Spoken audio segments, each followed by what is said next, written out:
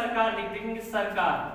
अगर हम लोग सरकार की बात किया जाए तो सरकार में हम लोग इतना जानते हैं कि देखेंगे एक होती है, मतलब सरकार की प्रक्रिया को तीन आधार पर माना जाता है, मतलब सरकार के तीन अंग होते हैं।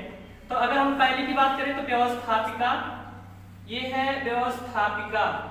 अभी हम तुरंत ही राष्ट्रपति के पास आएंगे, थोड़ा सा आप लोग का एक रिन्यू हो जाए, पिछला जो है काफी दिन से पढ़ा हुआ था। व्यवस्थापिका या इसी को क्या कहते हैं, विधायिका, है ना, इसी को कहते हैं विधायिका, है ना। विधायिका का मतलब है कानून बनाने वाली शाखा। फिर दूसरा जो है जिसे हम लोग कार्यपालिका बोलते हैं, ये है कार्यपालिका। अगर हम लोग कार्यपालिका की बात करें तो इसको दो भागों में बांटा गया है, एक को अस्थायी रखा गया है और दूसरे को अस्थायी रखा गया है।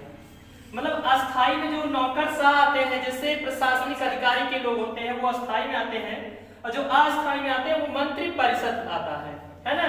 और जो तीसरा जो हमारा है वो है क्या, न्यायपालिका। ये देखेंगे न्यायपालिका। तो ये न्यायपालिका तीन, मतलब सरकार के तीन अंग है।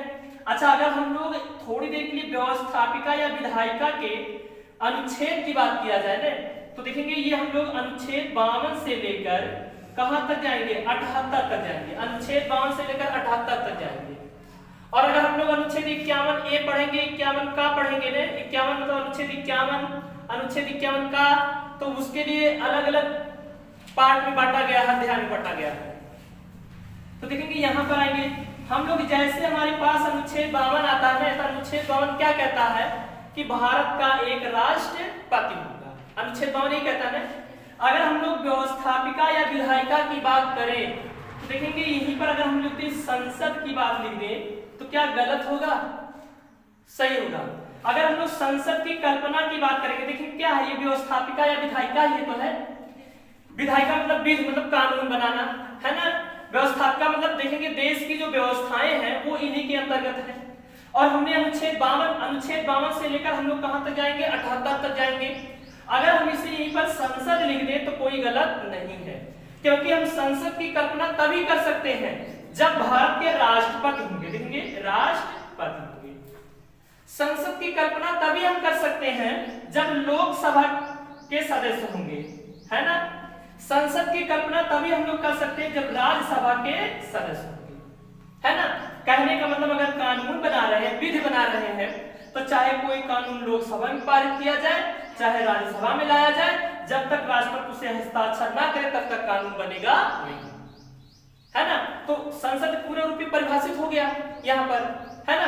तो देखेंगे ये जो व्यवस्थापिका है इसी के अंतर्गत हम लोग रखने का काम करते हैं, इनका काम है कानून। अभी कार्यपालिका का जो काम है, उनका काम है कि अगर इन्होंने कानून बनाया तो उसको पालन करना, उसको लागू करना, उसको क्रियान्वयन करना, उसकी देखरेख करना। किसका काम है, कार्यपालिका का। जो मंत्रि परिषद और लोक सेवा आयोग के जो प्रशासनिक अधिकारी होते हैं वो सब मिलकर कार्यपालिका के क्रियान्वयन का निर्वाह करते हैं, है ना। ये सारी चीज यहाँ पर आ गई। फिर व्यवस्थापिका, न्यायपालिका। अगर हम लोग न्यायपालिका की बात करें तो न्यायपालिका यही काम करता है कि मानामानी कार्यों पर रोक लगाने का काम करता है। अगर सरकार कोई मानामानी काम कर रहा है, कोई ऐसा कार्य कर रहा है जो हमारे संविधान के अनुरूप चला जा रहा है, हमारे संविधान के अकॉर्डिंग चला जा रहा है, तो न्यायपालिका का काम है कि इन दोनों को फटकार लगाना। जैसे उदाहरण के तौर पे अगर देखा जाए, हमारे उत्तर प्रदेश की जो सरकार है ना, उसने